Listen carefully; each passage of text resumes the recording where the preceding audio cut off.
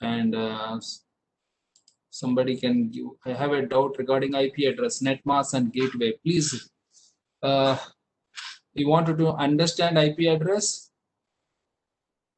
So what exactly, Ashok Kumarji, what is exactly you required with respect to IP address? If shall I enable your voice? Otherwise, I have to look about that particular. Okay. Anyway, I'll come back. I'll search by the time. I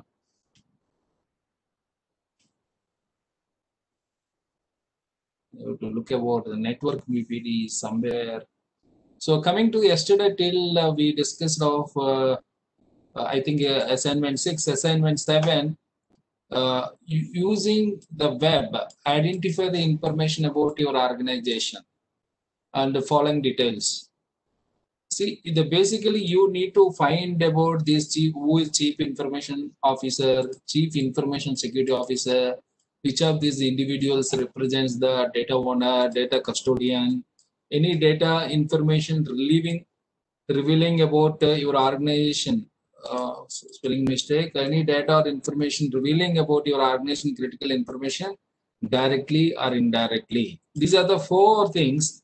I think very easy, and you can go to Google, type your organization ministry of electronics, or your particular department of ministry like CDAC. That also you can see information technology. So when you click mighty.gov.in and go to this one, and maybe there are a lot of organizations are there. How these organizations, then even you can search that what's new, know your minister, like that. Who is the CIO of your mighty also can be seen. Directly you can type CIO of mighty.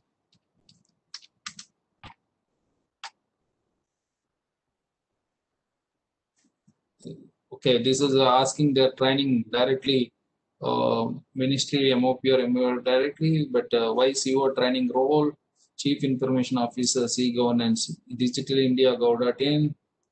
So there is then CISO of mighty, roles and responsibilities, because this is the organization, but actually who's to who is also available about my who's go to there. Of course, all will be there from secretary to we need to search whether control F CISO in this. Oh, 9 CIO. So there is no particularly available. That is where people and offices. Shankar Prasad. So I need to search. Even the first time I'm searching about these details. Lalit Kumar, BK Murthy, Nita Verma, Arvind Kumar. All are there, but I don't know. So how to find this? So vigilance previous official language citizens art. So only some of the details are there. So in similar way, you need to find about that. I'm not able to find these things in the mighty department because I'm not fully part of mighty. I'm part of CDAC. But the way you can find it in the similar way, whatever that in the Google. So because we are requesting it, this only Google, through Google itself. Use the web, means web, anything you can use it. Find it about it. Chief information officer, chief information security officer, and which of the individual represents data owner. It is a difficult, but if you have any kind of idea that who is taking care of your data, that could be intimated. Now coming back to 8.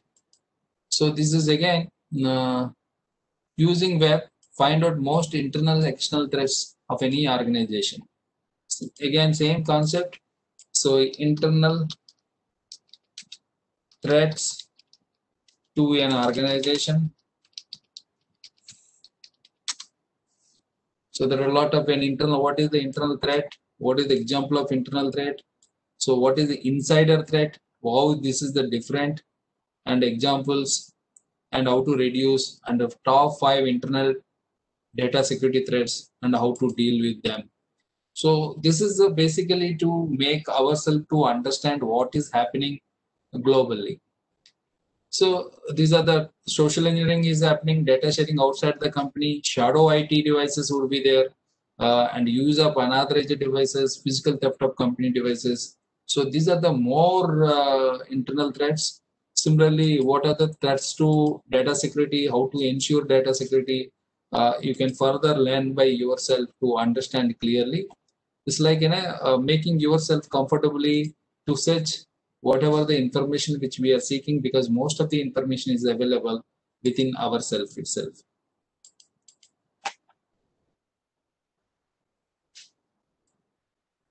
So now coming to 9 is risk management, 9 and 10 also risk management. So this is one mathematical exercises different with all the things. See, what is exactly we are saying is that an organization has 3 information assets to evaluate risk management. So this is what the information which we are shared, and what we are asking that which vulnerability should be evaluated for additional controls, for additional control first. Which one should be evaluated last? See here, a switch named as IC0202 connects a network to internet having 2 vulnerabilities, and it is susceptible to hardware failure at likelihood is, so the likelihood of that particular threat is also 0.2, and it's subject to SNMP buffer overflow attack as likelihood is 0.1. The switch has impact rating of 90 and has no current controls in place. You are 75% certain of the assumptions and data. Whatever we are saying, that is also 75%. So we need to calculate that the asset impact value. And if you go to chapter 8 and 19, there are formulas are there in the slides. If you're using these formulas like in a likelihood, threat possibility and all, and now calculate for A switch, for B server web server v6, and for operator using managing controllers, and that misuse 0.1. And after calculating, you need to understand which one is the higher impact. Based on that higher impact one, you need to mention in this case study. So basically this case study could be, you need to go through and understand those formulas. Based on the formulas, you have to calculate it. So it's a very good practice, because if any asset you are implementing at your organization, asset value and threat impact, we need to calculate for risk management of that particular device. So definitely, I hope if you go through that risk management chapters 8 and 9, so definitely you can attempt these things very easily. Now 10 is maybe data classification. Using the available data classification scheme in your ministry or organization in general, identify and classify the information contained in your personal computer or personal digital assistant based on the potential for misuse or embarrassment. What information would be confidential, sensitive, but unclassified for public release. So this is what you need to calculate. So based on the potential for misuse or embarrassment, what information would be confidential, sensitive, but classified. So you have to do for this practice based on your position and based on your personal, that is in your personal computer. Maybe sometimes what we bring to work, to submit some work to the office, we may take that information into our personal computers. So when we are talking about the confidential, sensitive, and unclassified, how do we deal with that particular information is very much important.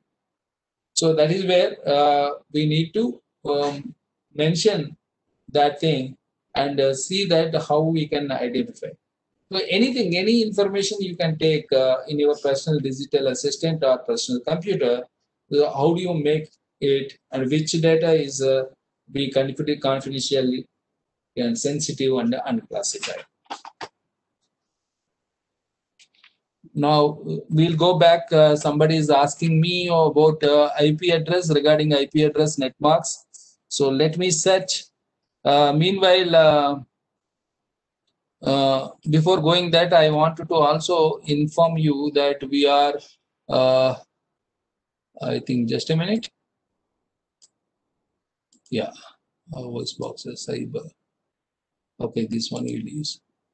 So I'll go to that register, because you know that no, cybersecurityskills.in/vlab/login. This is website which we have given, and you have to go to 7KAIS. But here mail ID, your mail ID is important.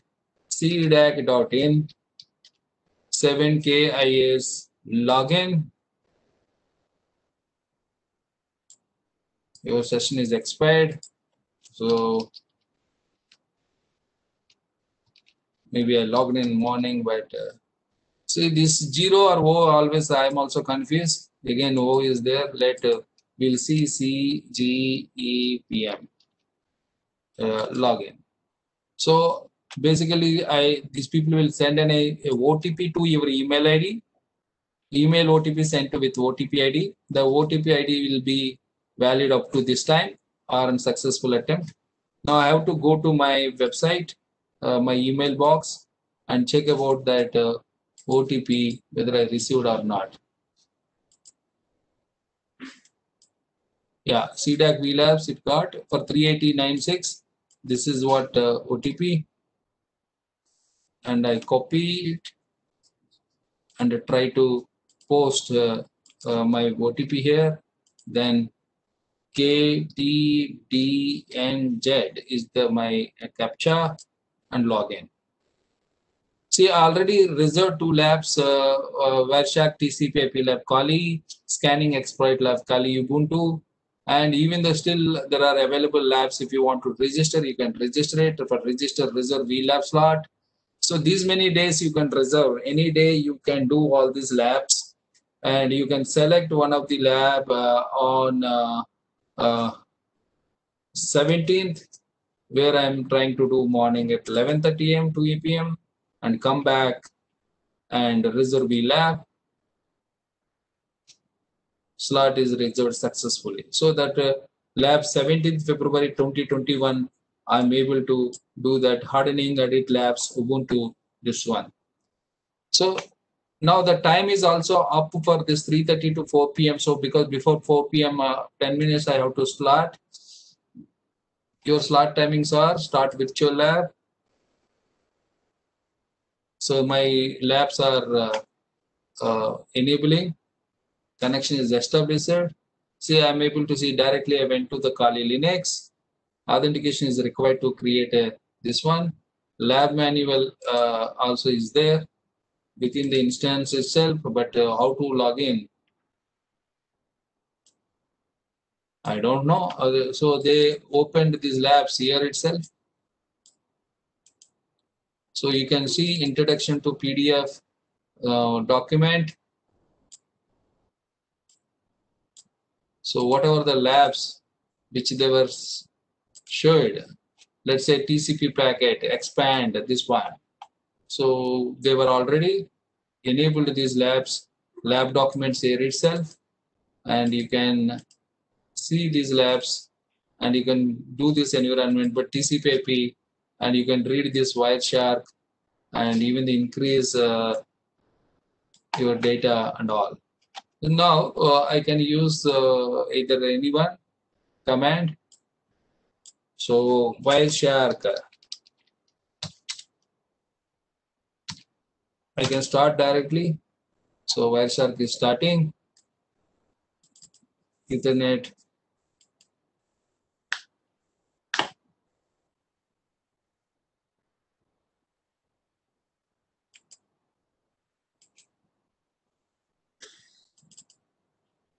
The capture session could not be initiated on the interface.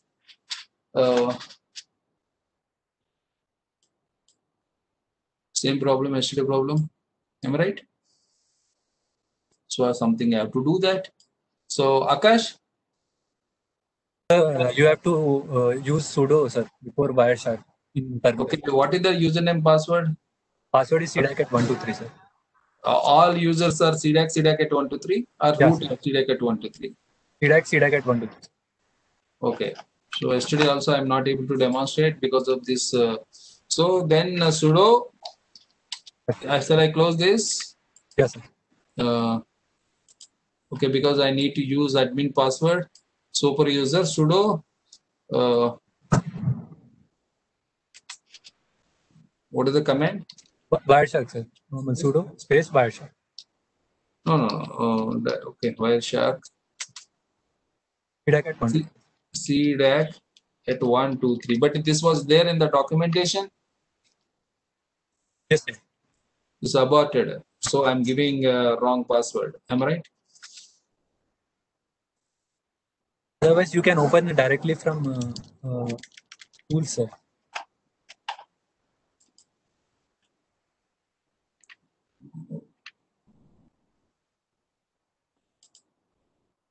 So under snipping tool, Wireshark is there.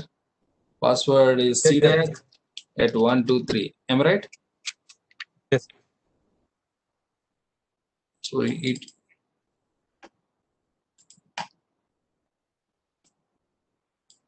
So this is where the packet. See, you go to this whether you, like this Kali initiated there. You go to the snipping and snooping. Under snipping, snooping, Wireshark is there. It is asking about the password cdac at 123. You have to give it. And maybe if you follow the documentation, it tells all the things about that, how to give the password and all. So now when you are collecting, there are a lot of packets are there, SSL packets, TCP packets are there. You can check it. So this is the total entire frame, and Ethernet is this much, where talks about first 6 FAS 16.3 dB CDAE. This is the basically destination MAC. Then FA 16.3 is 6015. This one 800 is the IP. This is the source MAC, and this is the IP packet starts. And like if anything data is there, continuous data, somebody is pinging directly 10.360. These are the IP address. You can do the IP labs. Similarly, Nmap also available with this. Nmap is basically would be part of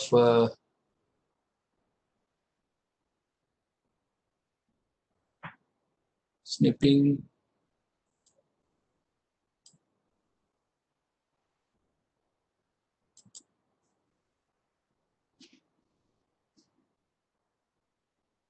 Forensic. Nmap exactly where it is separately installed or in the Kali Linux?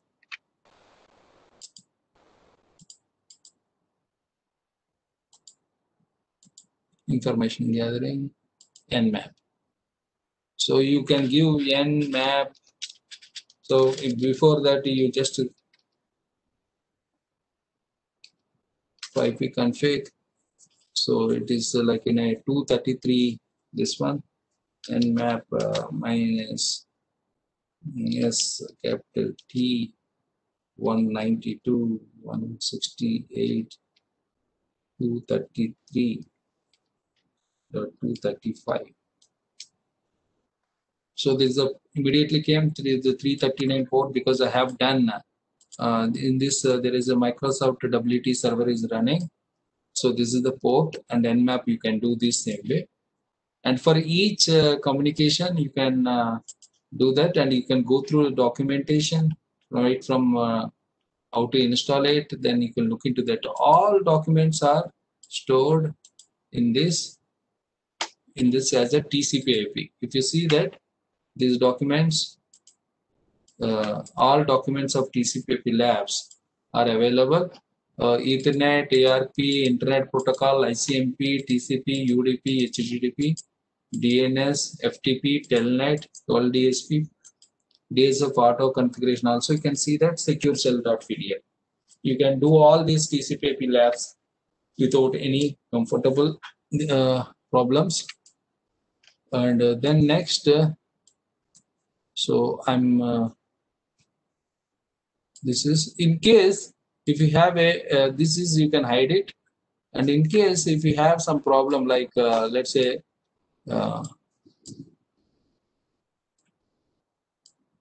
if you have this is also you want to hide, and if you want to see manual, that also possible.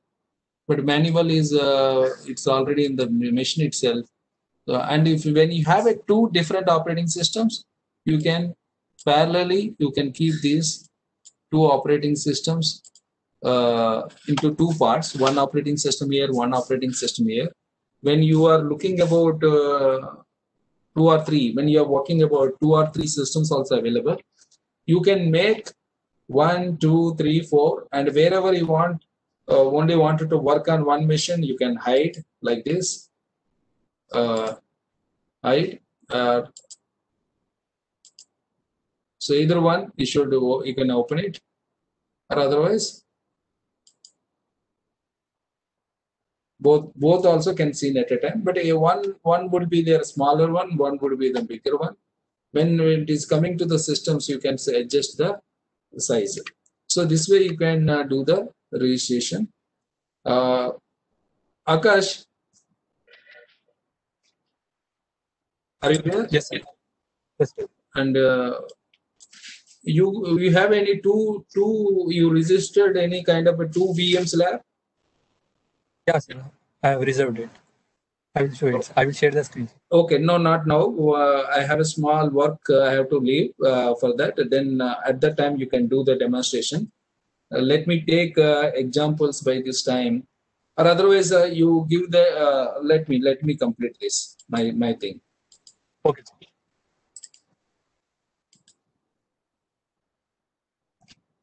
Okay, any by the time any doubts are there?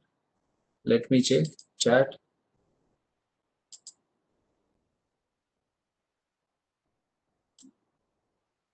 No, this lab is not necessary for assignment. So lab is only for your practice. So whatever the labs which we shared in the video format and they were demonstrated, if you wanted to do by yourself, hands-on experience, you can do that. So the you go to the cybersecurityskills.in/vlab, and you have to give your email ID, and authentication is okay. You wanted to speak? Let me.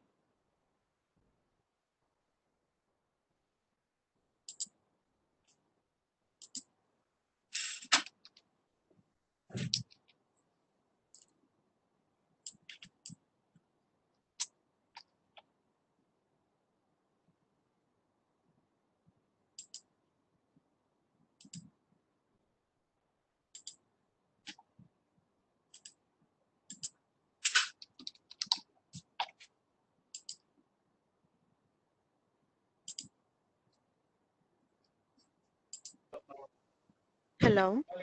Yes, madam. Please go ahead. Sir, thank you, sir.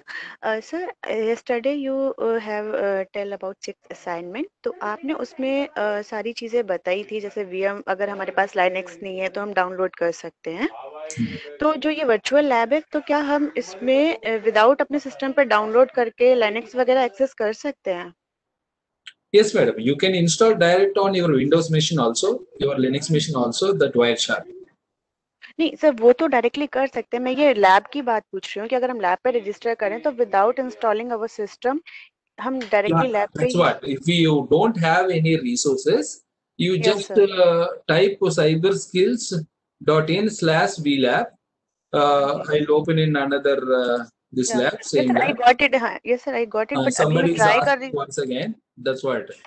Cyber skills. This website, if you log in, you have to keep /vlab because this is vlab.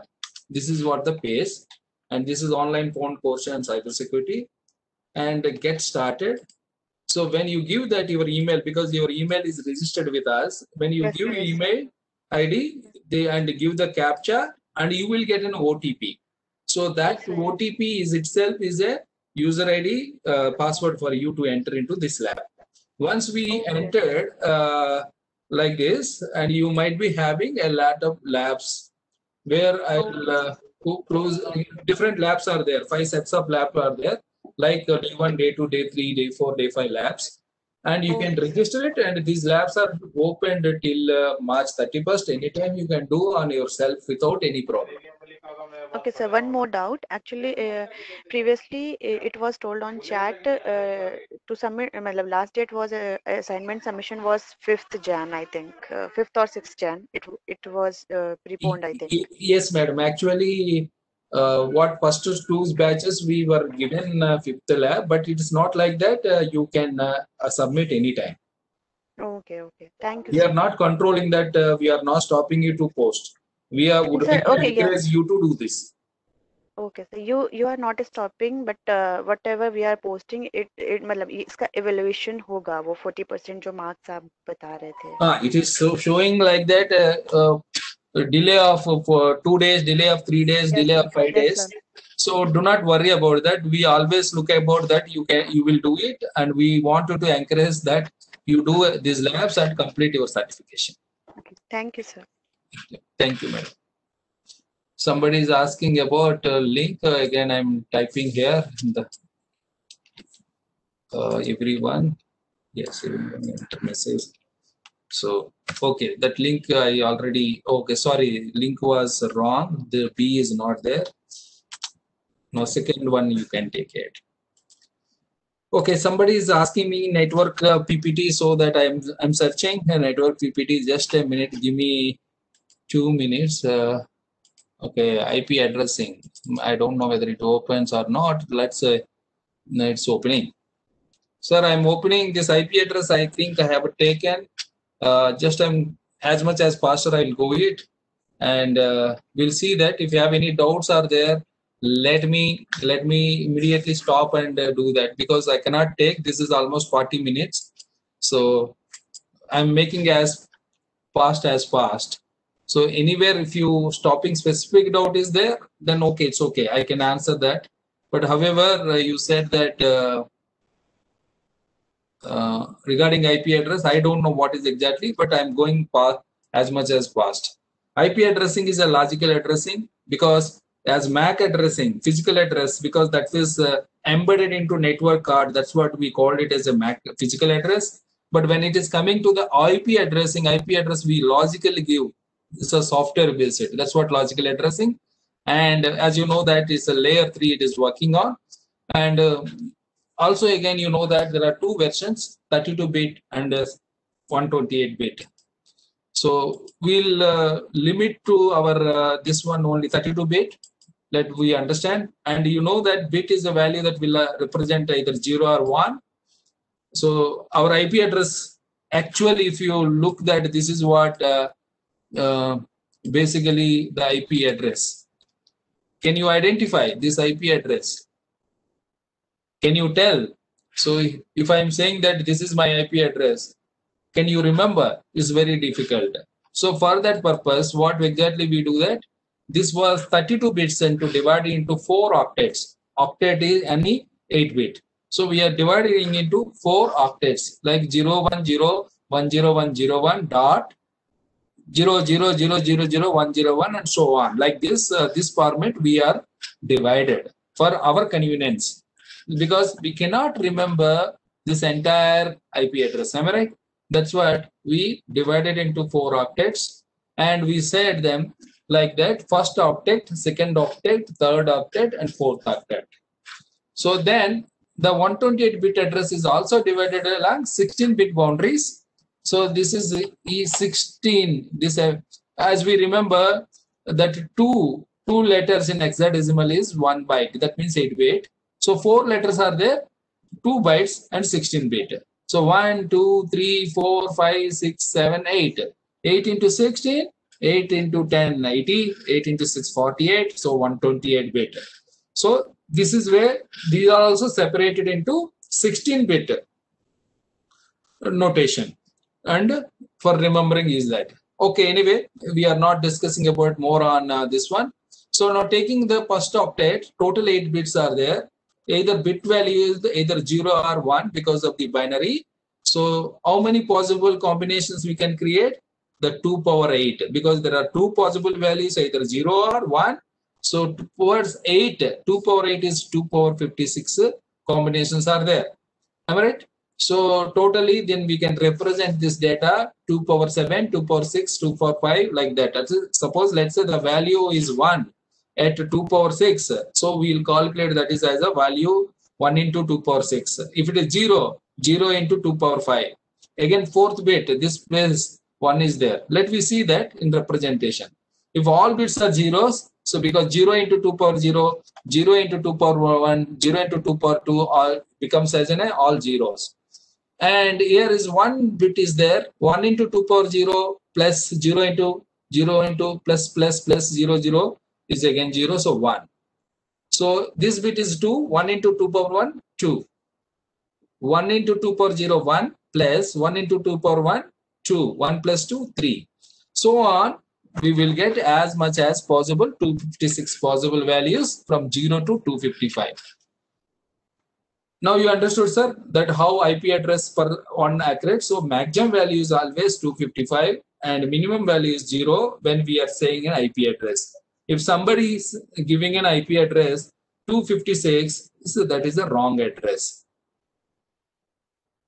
So entire IP address scheme is divided into 5 classes: class A, class B, class C, class D, class E. Where class A, B, C, we will use it for our LAN and WAN. And class D is multicasting and news group. Let's say there are 100 people are there.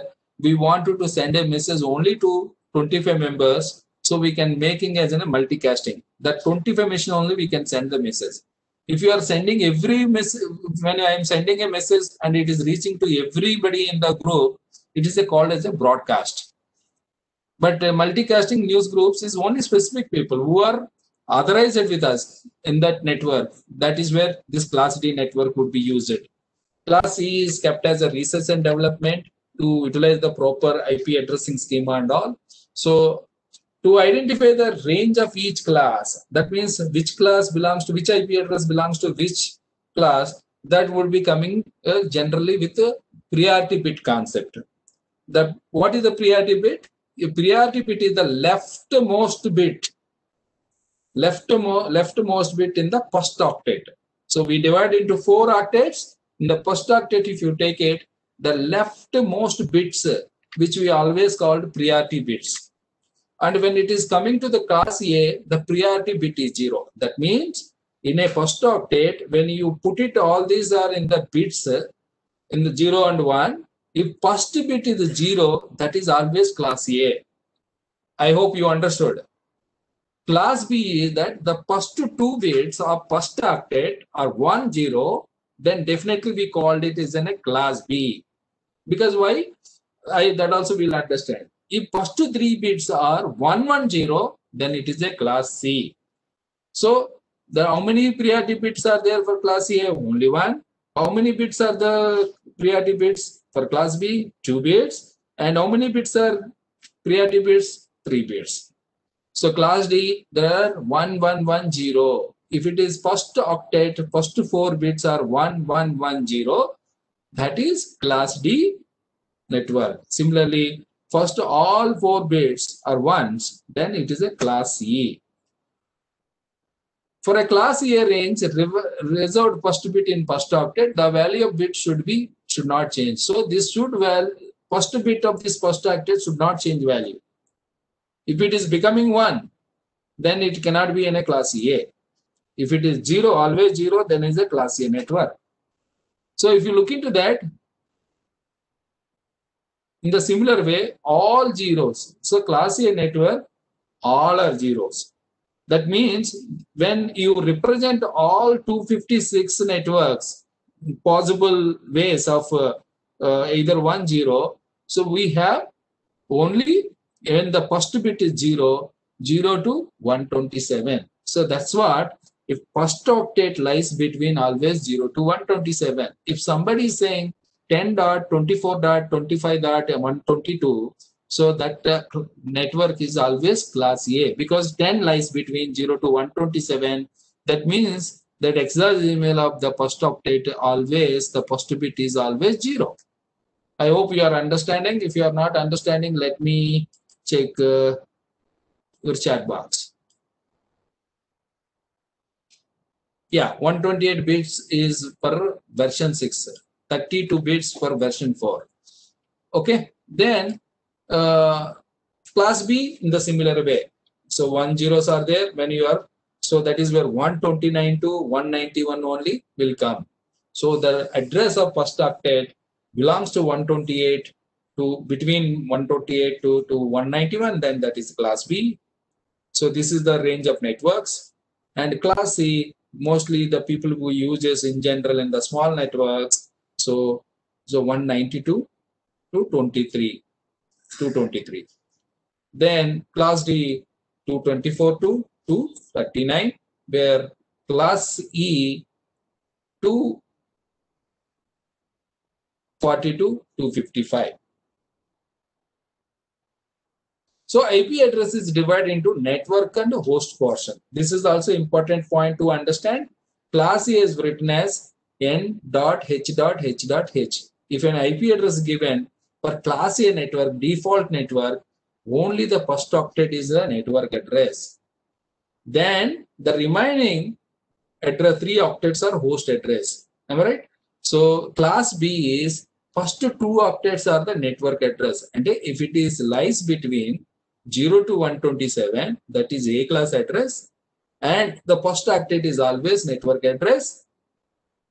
Class B, if it is lies between 128 to 191, that is the class B address. And the first 2 octets are network address. And the second 2 octets are host address. Class C is written as the first 3 octets network address. That means the first octet is belongs to 191 to 223. So the first 3 octets are always network, and the last octet is host address. So D and E is only for using for the multicasting and other research purpose. So now class A octet format is end. So when class A address, when you take it, the first octet is network address, means the first 8 bits are network bits, and the last 24 bits are the host address. So how many networks? There are possible 2 power 8 networks. 2 power 8 minus 1 networks are possible. Why? Because the first bit we are using as a priority bit for representing class A network, so that we are removing that 1. So that 2 power 7. So the possible networks are 128. But however, we need to we can't use 2 networks, the first 0 network and 127 network. Which starts anything 0 in Indian Aryabhatta system, it won't have any value. But however, in the coming to the network, 0 is the source network address. 127 is broadcast of all these networks. When you divide into 128 networks, the first network is the source network address. Last network is the broadcast network address. So again 2 networks we remove it. So mainly there are possible 126 A class networks only. Usable networks maximum 126 only. If any MNC organization, top 500 industries, if they wanted to adopt A class network, these addresses can be given only maximum to 126 networks. Similarly, each network is having 24 bits. Again, I am taking out one is network ID and another one is broadcast ID. So 2 hosts I am taking out, so that this is the as many as hosts for each network. There are 126 networks, and there is 167 lakhs 77,214 hosts for each network. That means if your network is having these many hosts, then you need to adopt A class network. Now coming to that, you understood this point. 126 networks and 167,77,214 hosts for each network. So class B octet format is double N, double H. So now as the network address is 2 octets, that means 16 bits, the possibility of networks is 2 power 16 minus 2. So in case of A, class A network, we have taken only one, 2 power 7, 2 power 8 minus 1. Am I right? Because there is one is only priority bit. Here 2 bits are going for priority bits. So that's what I'm removing 2 bits. It's possible 2 power 14. Then these many networks possible of class B network. And of course, if you are taking, so 2 power 16 minus 2, not 2 power 16 power 2. 2 power 16 minus 2, as minus 2 is for both network ID and broadcast ID. So there are possible networks is possible. Similarly, 16,384 networks, for each network is having 65,534 hosts on for each network. Class C octet is having 24 bits are network address and host bits are 8. And number of networks are, because they are class C priority bit are 3 bits. So that's what I'm removing 3 bits in power. So 2 power 21, where 20,97,152 networks, and each network is having 2 power 56, 256 minus 2, 2 power 54 hosts of network. And class C is having maximum 254 hosts, and most of the small organizations will adopt class C network, because any organization, even the CDAC also, there are 200 members are working. Of course, if 800 members are working in another CDAC center, and these both centers should be like act as in LAN, so maybe they can go to the class B network. But otherwise, if your network is limited to, your computers are limited to lesser than 254, so you have to adapt class C networks. So the network address is represented with all bits as 0 in the host portion of the address. So suppose, let's say if I'm saying network address is my thing, the first octet of A class is only the first octet itself. That means first octet is all ones and the remaining are should be zeros. When broadcast address, so wherever the zeros are there in the client, that should be as ones. So the broadcast address is represented with all bits as ones in the host portion of the address. So valid IP address lies between the network address and broadcast address. That is what you remember. We have taken two subnet. How many machines are there in each network? After removing the network address and broadcast address, we are representing. Only valid IP addresses are assigned to host, actual physical hosts and clients. Okay. Now, if you look into the class A, so this is what we are saying that. So always first class A network, first octet, first bit is 0, and only the things will be changed. The network card is only. The broadcast address would be like this as we discussed.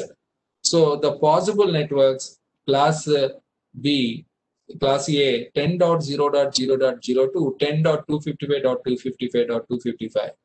The first two networks are network address. You cannot use it for this if you are using all networks in your organization, because this network becomes as a network address, this network becomes as a broadcast address. Okay, so sorry, the IP. So the remaining IPs only you can use it. How many IPs are there? 2 power 7 minus 2 IPs are there, because these two we are removed. Sorry, 2 power 24 minus 2. These are the valid IP addresses. And then class B, so class B is all zeros in the host, network address, and all host address. So these are the possible address. And after removing network and broadcast address, so the remaining are the valid IP addresses. Similarly, class C network, so the remaining networks are valid IPs.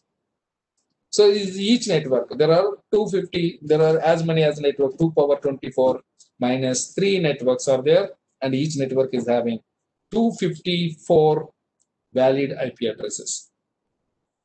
There are certain addresses in each class of IP address that are reserved for LAN.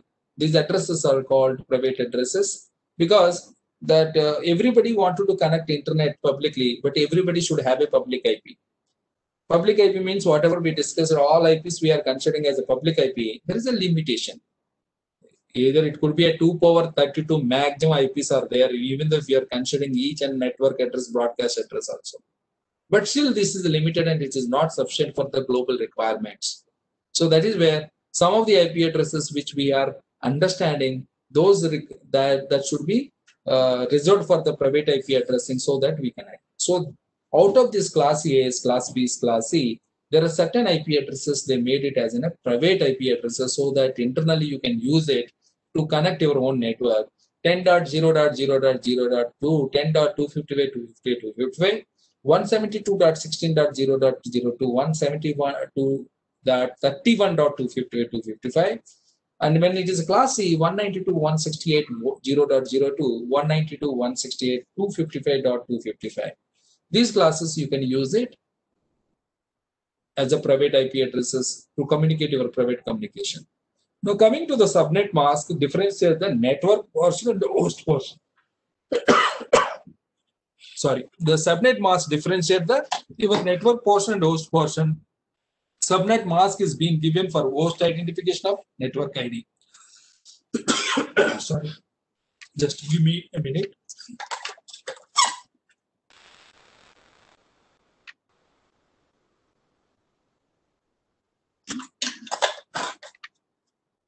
Your subnet mask differentiates the actual network portion and host portion. That's what you might have observed. Your subnet mask is 255.255.0.0. That means class B default address. If it 255.255.255.0 is a class C address. Even though you are using a class A, class B, class D, there is a possibility of even the class C default subnet mask. So that means it's a subnetted. So representing all network bit values as a 1 is the subnet mask is the actual principle. Represent all those bit values as a 0. Let's see. Now this is the class C address. So that what is exactly the subnet mask? Default subnet mask of class C is 258.258 because first octet is belongs to network address. So all bits are 1s. Okay. Then class B, the first 2 octets. Class C, first 3 octets. So the subnet mask are 255.0.0.0 for class A, 255.255.0.0. for class B, 255.255.250.0 is a class C. Okay, if it is this is IP address, subnet mask is this one. That means the 192.168.1 is the network address, and 1 because this is only the post octet itself is 1 is the post IP address. And in a network, the 192.168.1 is same for all. That 1, 2, 3, whatever the changing is, the right side is the class, the host address. Because the network address is 255.255.255.0. So is it anything you require, sir, further?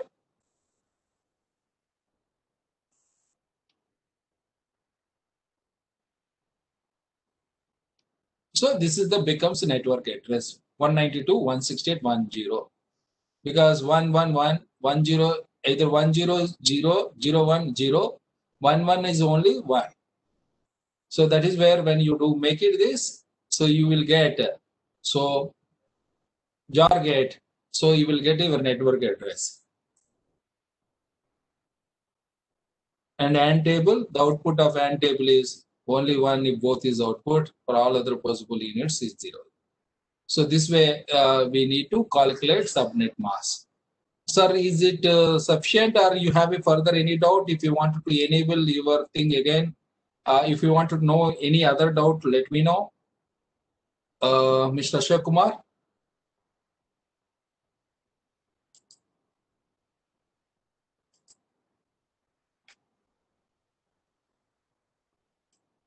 Ashok ji. Clear? Thank you very much. Now I request Akash to consider take up two labs virtual environment. Maybe he is booked at 4:30, so that before that 4:30 he should start the lab. So I request Akash. I am stopping my sharing.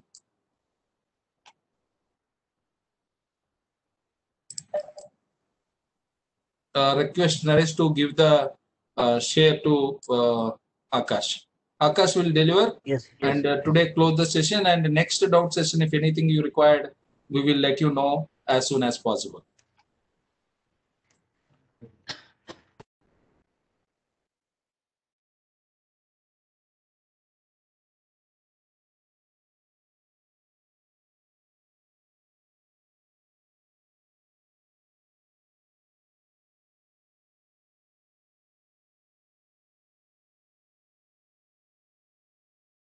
Sir, can you allot me with share privileges? Oh, it has came. Sir. Thank you.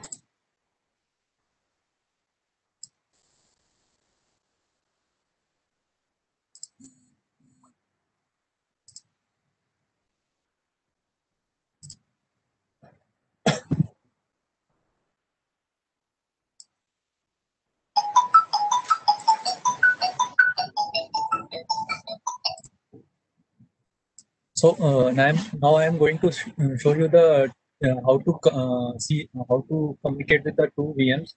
As we have already booked the slot of two VMs at a time.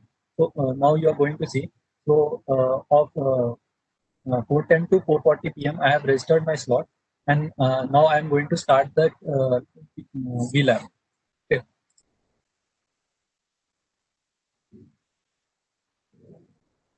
So here we can see that there are two virtual machines where we for a SNOT lab we are going to use these two VMs. Okay, one is acting as a server and another will be acting as a client.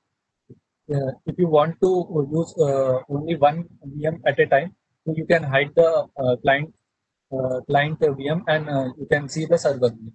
So whenever we after all the installation and process, all the configuration has been done, then you can enable the client machine and you can perform the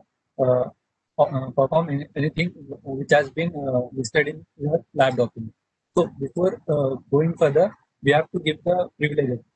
We have to give the login privileges to this machine. So defaultly for Ubuntu it is an CDAC. Username is CDAC and password is also CDAC. So after logging in, you can see the lab documents on your desktop. Has every lab we have kept the lab documents on your desktop. You can open it and you can perform the labs. So in this we have two documents, lab 1 and lab 2, where lab 1 contains the installation process of SNOT IDS, which is already in this VM. Okay, you can go further and you can see the document and you can perform whatever the task is there.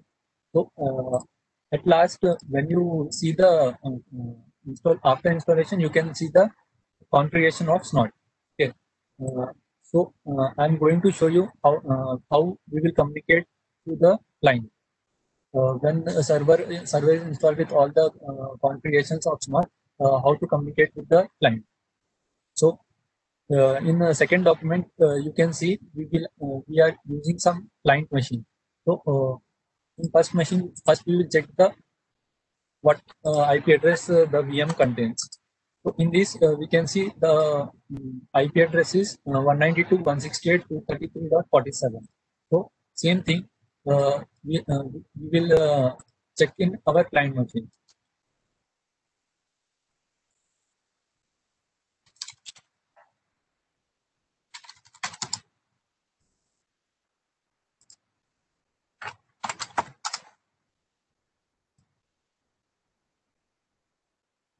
So in client, we have the IP address of 192.168.233.123, and in our server, it is an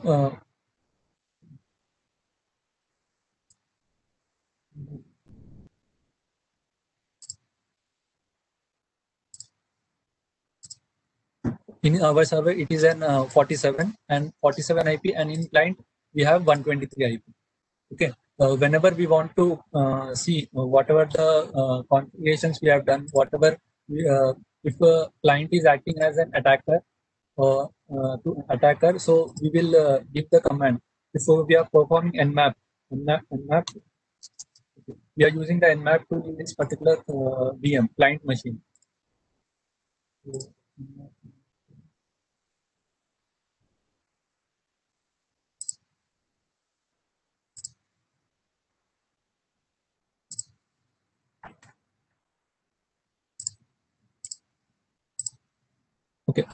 there is no tools installed in it, so we have to configure whatever the snot configuration is there. We have to install all that whatever whatever in the documentation has been mentioned uh, by using these commands, which is highlighted in these screenshots. So whatever installation you will be doing in this, after installation of everything, you can see in the large document, you will try to take remote desktop of the server or server from client machine. So it is basically to show you that how we can use both machines at a time in this particular VLab.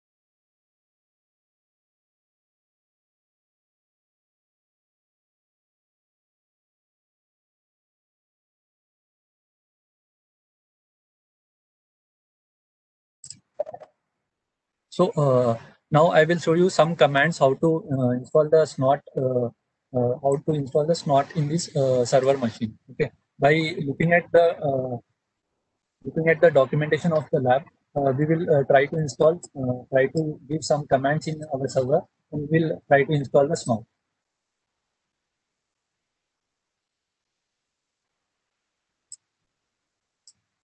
So before installing Snot, we have some dependency to update to install some npcap files and all that. So before installing Snot directly, we have some dependency. So we will install that now.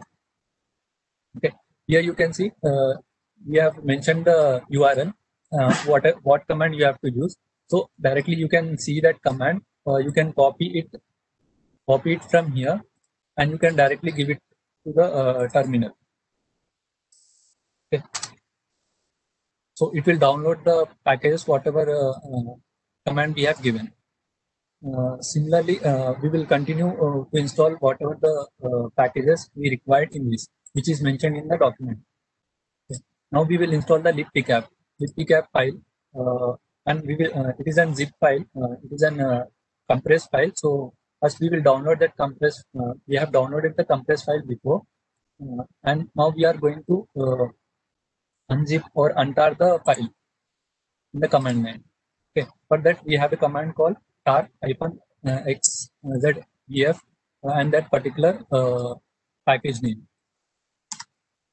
So it is after giving that command, it automatically unzip the that particular packages. Okay, next we have the command of libpcap. We will go into that particular directory of libpcap. So you can type or you can copy or paste. So now I am in libpcap file. Okay. Then after going into that, we have to configure it. Configure the libpcap file. So we will give the command. There is some error. So here you can see there is some error has shown here. Okay. But that also in the in the documentation we have mentioned whatever the error you get, you can give you have the solution for it in the documentation. So basically in this we don't have the packages of GCC. So we will install that particular package file in this server.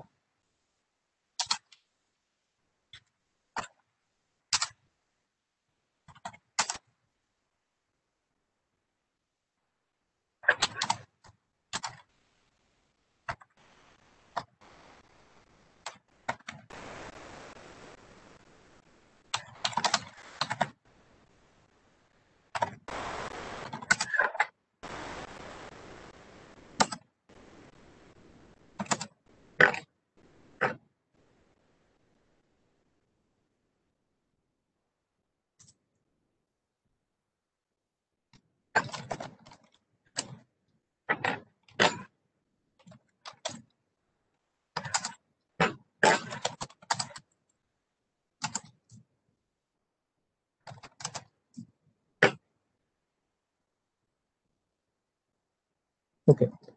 It is unable to fetch that particular GCC file. It is trying to say us that run the update command in this machine. So first we will update the server and then we will try to install that GCC package again.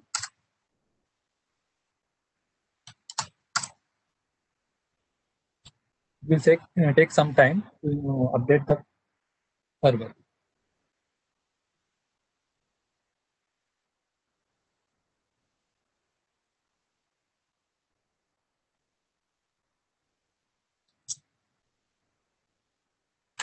Now we will try to we will try again to install the GCC package.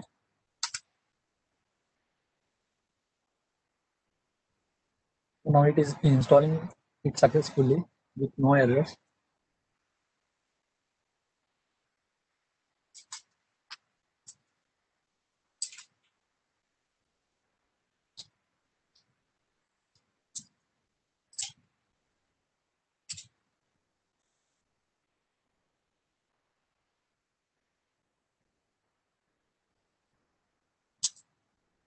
Okay, it is installed. Now again we will go to our previous command to configure the libpcap file. Okay. Now we haven't got any error of GCC or CCC which we got earlier. But another error we have got in this, that is flex. There is no flex packages available in it. So for that also in documentation we have given the command. So basically you have to run that command to install that particular package.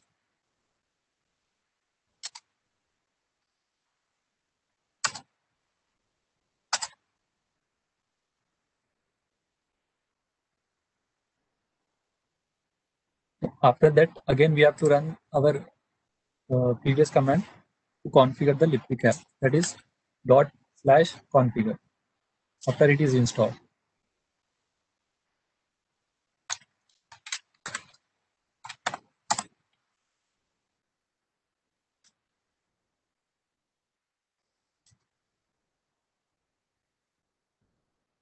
Now it is successfully installed libpcap file.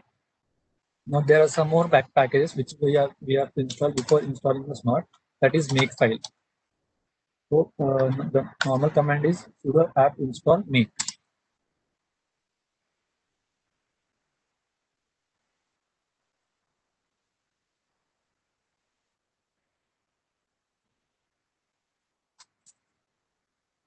After that we have to check the make command, sudo make.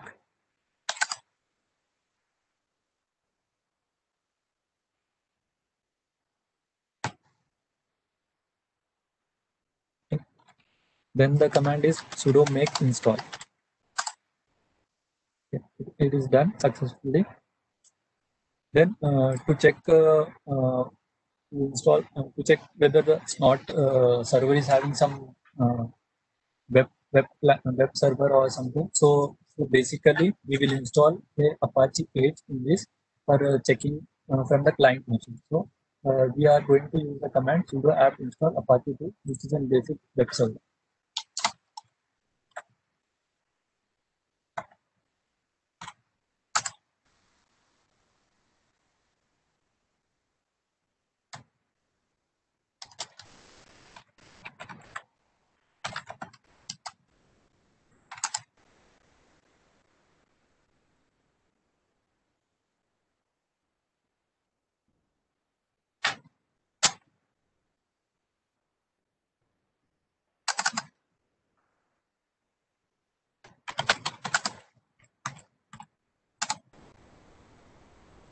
Okay, Apache is already installed. So we will check whether it is installed or not with the command service Apache 2 status. So it is installed already.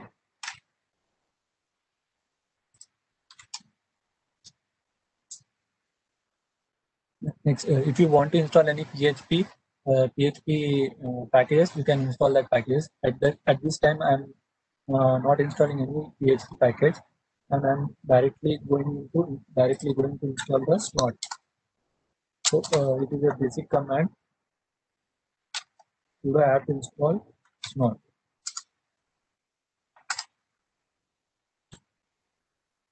So now it will ask for an interface. So before giving the interface, you have to check on which interface this particular server is working. So we have to open another terminal.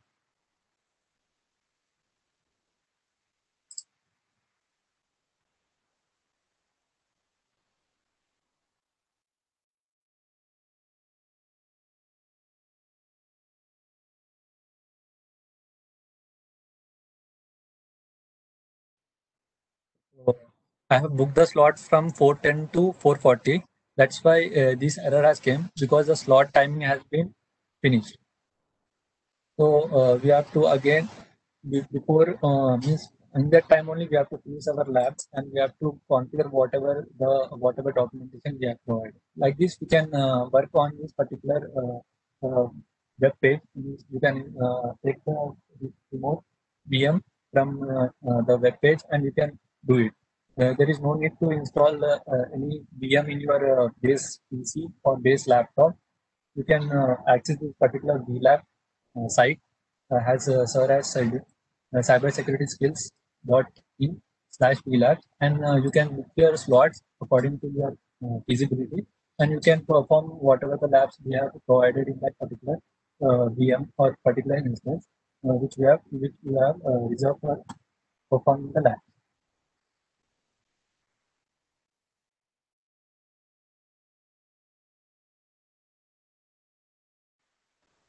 If one has any doubts, you can ask me.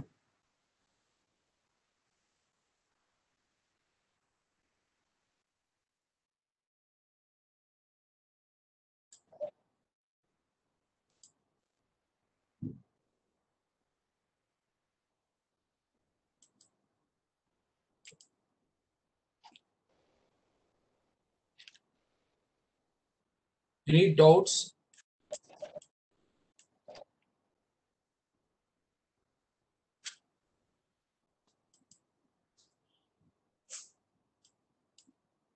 Your chat message, no chats. So like completed all quiz and assignments. Do we have to complete labs? Can I use Kali Linux VM and Windows host as instead of booking slot? My machine always available. Also, can I find list and PDF labs of the same place where assignments are? Yes, you can use your Windows and Linux. Even though that whatever the demonstrations which you have done, videos also there in e-learning. Definitely you can do by yourself. Labs, maybe you will get 10 to 20% of questions. So that means 50 to 60 questions will be coming from the assigned labs for your examination, like say small commands, what tool we use it and what command for a specific activity. So that way you need to practice it. If you are practicing labs, always good for you. You can understand the things rather than for the not for only examination and all. So I always recommend that please do the labs by either yourself